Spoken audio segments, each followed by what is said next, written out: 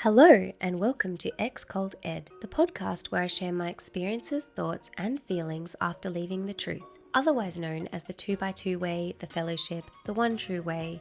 You get the picture. My hope is that in sharing this, it will be cathartic for me and perhaps make you, dear listener, feel less alone if you've been through or are going through something similar. This is my story.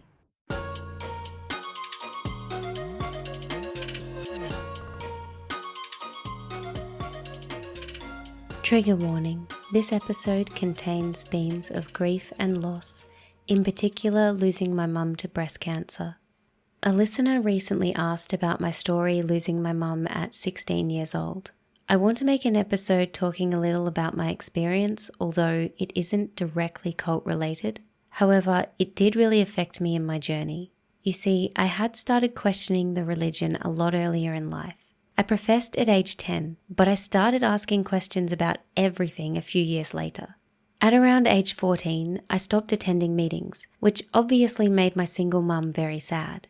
Her and I were always close though, and me not going to meetings did not mean I turned to a rebel life. In fact, I was exactly the same, just not going to meetings. I didn't even start wearing makeup or drinking or having fun in any way. I just stayed home and studied like a good little girl who also wanted to use her brain and make her own life decisions. However, around that time, Mum was diagnosed with breast cancer. Now, being completely honest, I have been told that I may have PTSD, amongst other things. I used to have a really good memory, but ever since Mum died, I struggled to remember events from before then, particularly between the ages of 14 and 16, the years that she was sick. I know she got better and then worse again, and I know things at home were very bad. I have some vivid, awful memories of experiences with my father during that time, which I don't think I'll share out of respect for Mum and the fact that I don't want the world to remember those things about her. She was an amazing, beautiful, loving, and strong yet feminine woman. She had this quiet inner strength and calm that I always admired. Nothing fazed her, ever. She was my rock in the world for all the time that I knew her. Something about Mum that perhaps does relate to the cult is something a preacher told me after she passed away, and that was that everything that my mum went through, she never took it with her to the church. She didn't talk to other people about it. And this was something that the preacher respected about my mum, that everything that we were going through at home, she didn't share. I don't necessarily have the same view. I feel like talking about things is important, not just for your own mental health, but so that other people can relate and also feel like they're not alone and also learn from your experiences. But Mum was very much a grin and bear it kind of person. In fact, there was a hymn that we used to sing which had words along the lines of, "To smile when your heart is breaking takes courage of truest worth. To plod on when all seems hopeless takes something that's not of this earth." And Mum did take a lot of her strengths from the cult, and this is something that kept me in it for years after she passed away. I felt so guilty about having spent my last few years of her life disappointing her by leaving the thing that was the most important to her, and I tried to make up for it by giving years of my life back to this cult. Anyway, Mum passed away in November 2008. I was 16. I'll share with you something that I shared on Mum's death day a few years ago. The most precious thing in life is time spent with the people we love. 13 years ago today, I said goodbye to the person I loved most, my mum. I just want to say thank you to the people who still reach out to me and remember Mum from time to time, especially on days like this. It's getting scary for me to think that I've almost lived as many years without Mum as I had with her. I know a lot of people say they have the world's best mum, and I truly believe that about mine.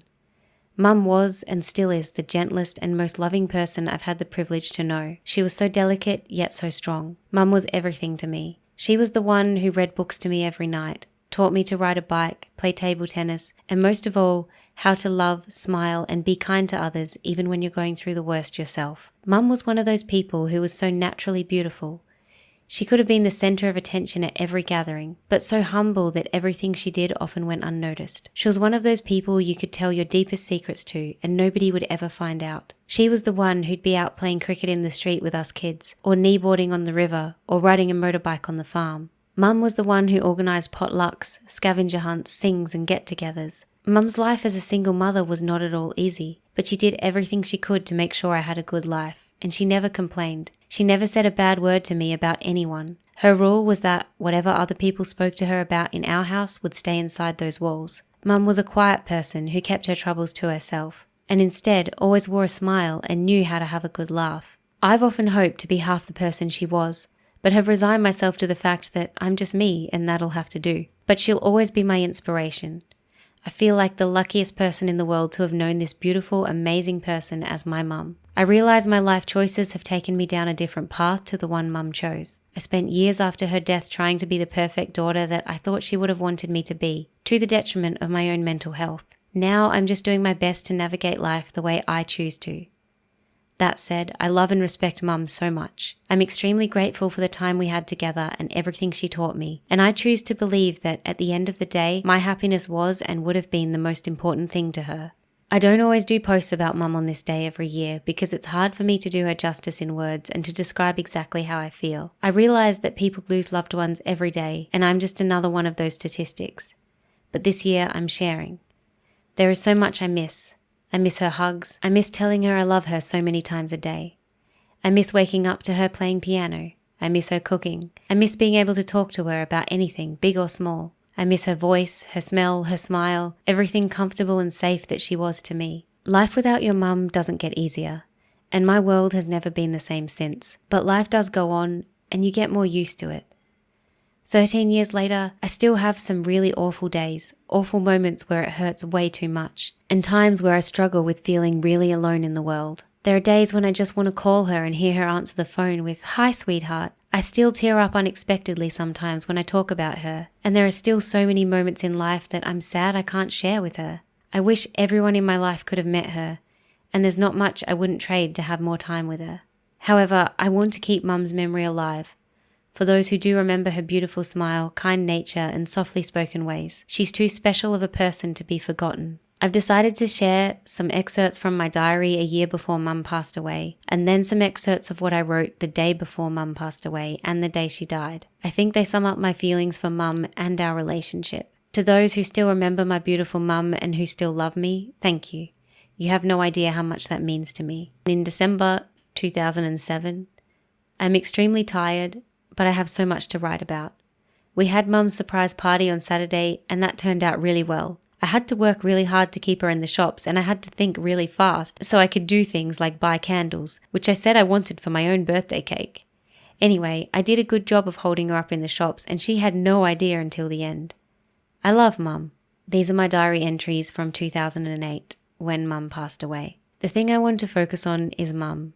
She looks so peaceful and nice lying here in the hospital. Her face isn't swollen, she has no fluid, and she is still Mum. Sometimes when I talk to her, she opens her eyes. Her beautiful eyes with dilated pupils, and looks at me, just for a second, then closes them again. She also squeezes my hand. This morning when I was talking to her and crying, she wiped my face with her hand. I love Mum so much. Last night I sang hymns to her. Sweet is the rest, rich are the moments of blessing, and Jesus my friend. Then I said to her, "Don't worry about me, Mum, I'll be fine." And she squeezed my hand, and I said, "Nobody will ever replace you, but there are people who care. I know you're going to a better place, and I will see you there one day." Then this morning I told her, "Everything you did it for me. You know I love you." She nodded. I said, "At a time like this, it's hard, because I think of all the times I let you down." She wiped the tears from my face. She also patted my shoulder, looked at me, and held my hand. These things are only between Mum and I. She is still beautiful. She always will be. And then my last entry from the night she passed away. Mum died tonight at 7:40 p.m. It was so sad and so beautiful. I sat by Mum and held her hand. I said many things to Mum, told her how much I loved her and how that she told me that as long as I was living under her roof, I'd be protected by God. I said that now I will have to go and do something for myself. I'm sure she appreciated that, and I know she heard me. I told her she is beautiful and how she did everything for me. I didn't want Mum to go in silence, so I asked them to sing Gentle Hands, then Blessed Homeland, and her breathing was getting really obviously hard. She didn't look bothered though, she looked peaceful. Then I turned to her and told her how I loved her and said for her not to worry about me, that God would be watching over us both. Then I said to Mum that it was okay for her to go. She opened her eyes and focused on me for a while, and her look told me she loved me. She was searching for me and focused on me. I will miss her so much, but I know this is better for her, and I know how much she loves me. This is something that I shared with my friends for the first time in 2021. I'm still struggling with the effects of losing my person at such a young age. I don't believe it's made me stronger, but I am who I am because of my experiences. The person I am is far from perfect, but I am growing, and that's the main thing, in my eyes anyway. As you can see from my entries, I focused a lot on the cult during the time that Mum was sick, because I knew how important it was to her, and she was the most important thing to me. I do believe that I would have pulled away from the cult a lot more as a teenager if Mum hadn't passed away. But because of the way things happened, I carried the guilt of letting Mum down and living up to the person that she would have wanted me to be for so many years. The meetings and the hymns and the cult way of life was something that Mum and I had shared so deeply. Going back to it just felt like connecting closer to Mum. Leaving the cult was extra hard for me because I had to come to terms with the idea that maybe this thing that my mum lived for her whole life and this thing that my mum passed away believing fully in might not be true. And that was the hardest thing. I wanted so much to believe in the cult and I wanted so much to be the perfect person. But fortunately, or unfortunately, I couldn't. I had always felt like I was going to die in grade 12. I didn't think that I'd make it past then. It's something that I wrote in my diary and it's something that I said when I was around 14. I just didn't realize that it would be Mum who didn't make it. But in a way, in losing her, I lost myself too. After she died, I was a shell of myself for a very long time, perhaps years even. In the days that followed, I was actually curled up in the corner of a room that my cousins were renting, not moving at all. The only time I got up was to go to my high school formal to be with my friends and say goodbye one last time. That was the first time I felt a little bit like me since Mum died. However, my professing cousins in South Australia turned up to the place I was staying with my cousins, and they saw that I was going to the formal and said some extremely hurtful words to the young me who had just lost her mother. This family was well respected in the church. They had a lot of money, and they had the meeting in their home. Anyway, my aunt refused to let me leave for my formal and told me that my mum would be ashamed that I'm going out partying so soon after she died. She told me that if I left South Australia, I would never be welcome back there. I was 16. I just lost the person I cared about most, and then my own religious family was turning against me. This family had not cared to ask how I was, how things were at home when Mum was sick, or why I felt the need to go to my school formal. In fact, I'd sent them emails telling them how things were, begging them to help get my father out of the house because of the things he was putting myself and Mum through. They never responded. They only came after Mum had died with self-righteous words and judgments on me. Soon after my high school formal with my friends who had actually been there for me throughout Mum's sickness, I left for Victoria to live in a rural area where I knew nobody except my cousins. I went to the local uni and asked what courses they had, picked one, and got stuck into studying. At the same time, I also had to start going through court, fighting against my father who was contesting Mum's will. I didn't grieve during this time because I was forced to focus on all the bad things, constantly having to write to lawyers about everything bad that had happened at home, which meant reliving the bad moments over and over again. I went into survival mode and started living my life and making choices based on fear. And honestly, I'm not sure that I'm fully out of that yet. Living in rural Victoria, away from all my school friends who had been my main support, I can't describe how lonely I felt. My cousins that I moved in with were in the cult, and although they did their best, they also really struggled to understand me. After all, they didn't know me. I did strange things like walk around with a blanket on my shoulders all the time, until eventually they told me I couldn't keep doing that. I couldn't keep turning up at the dinner table with a blanket around my shoulders. And I don't know why I did that. I guess it was some kind of comfort. I also listened to a lot of music and went for a lot of walks on my own. When I was 18, I tried to plan a birthday for myself. I invited everyone I'd met over in Victoria to go out camping. I even planned a menu for the trip. Nobody came. I'm that girl who had that experience. So feeling alienated and lost and alone kind of became my normal. I dated people, but I didn't really make friends. I just went from partner to partner, one person to one person.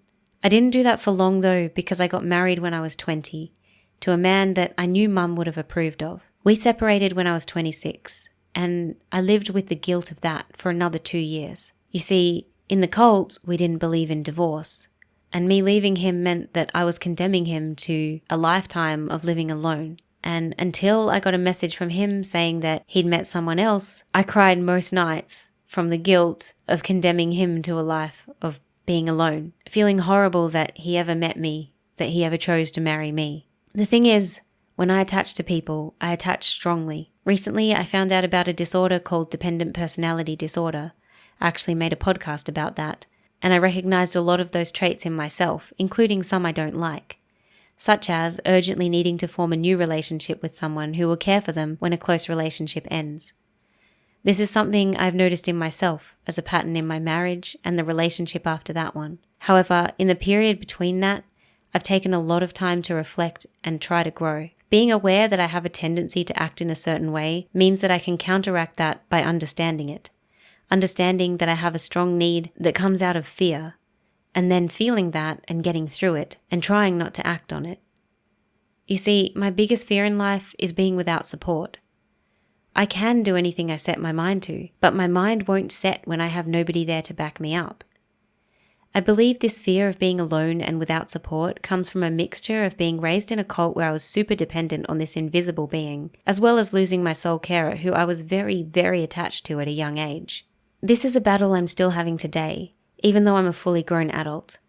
It keeps me in jobs, friendships, and relationships that aren't treating me right. I tolerate it because being put down, trodden on, abused, or yelled at is far better to me than being alone. This is something I want to address and get better at knowing my worth and standing up for myself, and I believe I will eventually. I won't be perfect overnight, but I'm on my journey to getting there. For example, I spoke about being bullied in my last 2 jobs in a recent episode. Well, my current job, I wasn't so sure if it was bullying until today. Today I went to work and my colleague didn't speak to me for the first hour of us working together. Then she turned to me and said, "Why do you keep bothering T about her morning shifts?" I was like, "What? Why do you keep messaging her about her getting the morning shifts and not you?" I was so confused. I again said, "What?" She responded, "T saw you at the shops the other day and you went on about her having morning shifts." "When?" I asked. 2 days ago, she said. "That's not possible. I wasn't even here," I responded. She then told me she'd seen the messages. So feeling confused, I pulled out my phone and checked my messenger. And the last time I'd messaged this colleague was November 24th. And as I scrolled back, there was nothing about morning shifts. I even checked my chat with her on WhatsApp, and again, I'd said nothing complaining about shifts. And I was sure I hadn't seen her at the shops. But if she said I had, maybe I had, and I'd just forgotten it. So I messaged my colleague, who we'll call T. I asked her about the situation and said she could chat with me directly if she had any issues. She responded with, "I guess I was just telling V what she wanted to hear, in no hatred towards you. She's constantly hating on you and I just never know what to say other than agree. I'm so all over the place and I'm scared of V. I never meant to hurt you. Just please don't tell V because I need this job for now and I don't want her to hate me any more than she probably already does. I just tell her what she wants to hear to keep my peace at work, if that makes sense. I know I've been bad for saying what I did.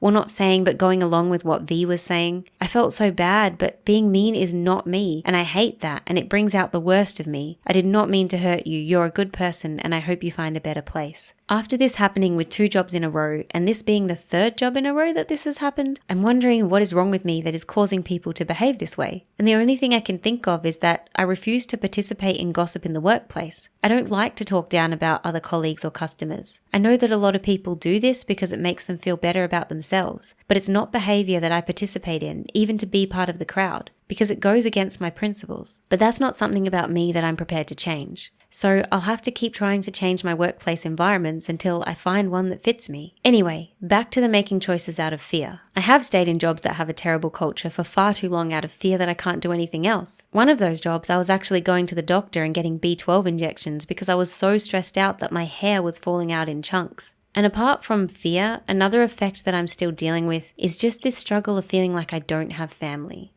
Feeling alone. Now, I really don't want this to be a whole poor me thing. I'm sharing these thoughts and feelings because someone else out there might relate and find some comfort that they're not alone. I'm also sharing them because that's how I truly feel right now. And potentially I will grow and feel different in the future. And then I can look back on this podcast and see how far I've come. But right now, I'll give the example of the Christmas just past. I have the most amazing friends, and one of them invited me to his family Christmas breakfast and another invited me to her family Christmas lunch. Leading up to Christmas, I did a lot of baking and excitedly made an almond rice pudding for dessert and stressed about whether or not I'd be a good addition to their Christmas and whether they'd regret inviting me or maybe if they'd want me there next year. I was so excited about being included and so looking forward to it that I forgot to mentally prepare myself for the strong emotions that I might feel. With the family breakfast, my friend's family did a Secret Santa where they had the rule that one part of the gift had to be homemade. My friend's mum made him a heart-shaped box of memories, little notes about special times they'd shared together and things about why he's such an awesome person.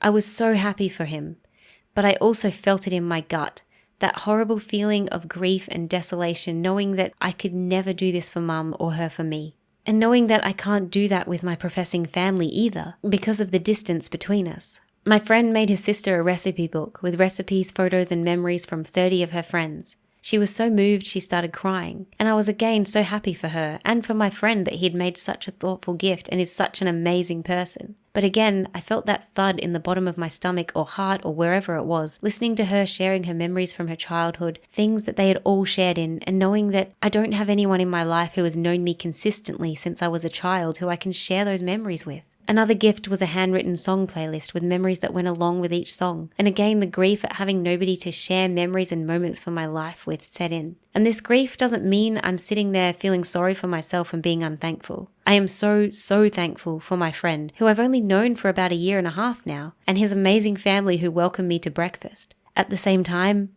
things make me feel things, and that's what I was feeling. After the gift giving, they wanted to do family photos.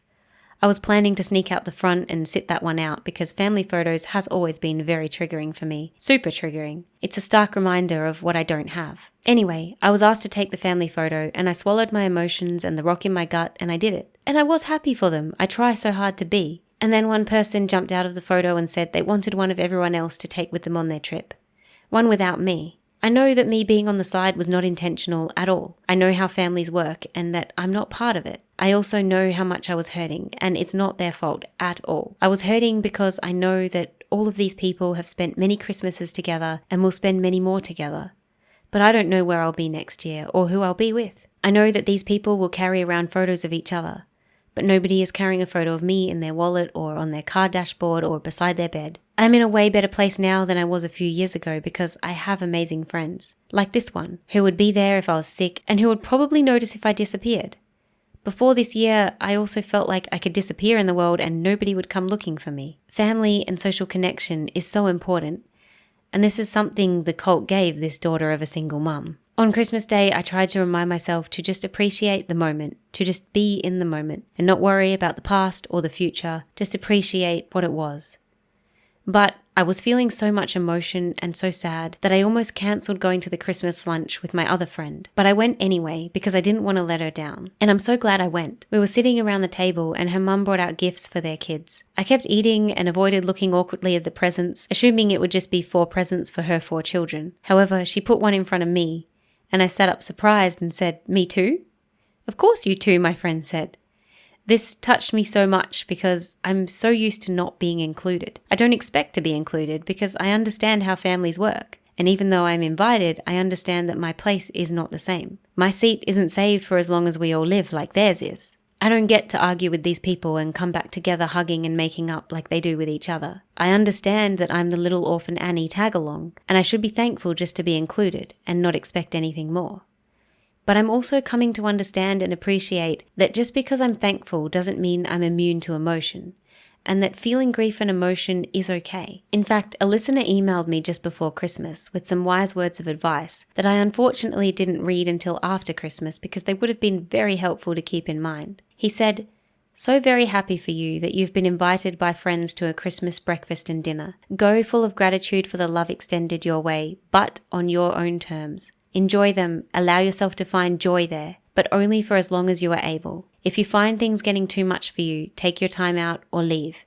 Either way, with gracious thanks for what has been shared with you." I think this is something I need to do more. After the Christmas breakfast, I actually went back to my friend's house and got out my journal and just wrote. I did feel bad for not being there with my friend, but that's what I needed in the moment. See, I keep feeling like above all else I have to be thankful, and thanks is definitely an amazing thing. but I think it's unhealthy to hide all of your other emotions under thankfulness. Those who love and appreciate you will understand when something that is supposed to be a positive thing makes you feel sad, and they'll be open to you sharing it. I didn't share it on the day with my friend because I didn't want to ruin his Christmas, but I did call him and tell him about it a few days later, and he was open to listening. All I needed was an ear to listen, not for anyone to feel bad or apologize, but just someone to understand and hear and validate how I was feeling. And honestly, I think we did a lot of covering up our true feelings when in the cult. I feel like this is probably where a lot of my guilt for feeling anything other than thankfulness comes from. The fact is, we are allowed to feel what we feel. The way we communicate that with others and the way we behave based on our feelings is another thing. But I think it is important to find those people who are willing to listen and understand and know that you are a complex human, that positive experiences sometimes bring up sad feelings or things you wish you didn't have to feel. And I'm so thankful for the little support group I have around me now. I am still dealing with a lot of grief and fear and abandonment issues. I'm still scared of being alone and forgotten. But I'm trying my best to make the most of and appreciate what I do have. And what I have is very special. By the way, to my friends, if any of you ever bring yourselves to listen to this episode, thank you so much for supporting me in my journey this far. I love you guys. And to the listeners who email me with anything, whether it's big or small, something about you or something about me or something about the podcast, thank you so much as well. I really appreciate our moments of contact. I know this has been a very heavy episode, and I think there's probably more to dig into there, especially when it comes to things related to the cult and how it's affecting me now. I'm hopeful that sharing these things can help someone else in some way. Maybe you relate to it, maybe you're having a bad day, and maybe hearing my experiences can give some perspective on your own. I don't know. But either way, I'm just a girl doing her bit to try to grow and understand herself and the world around her.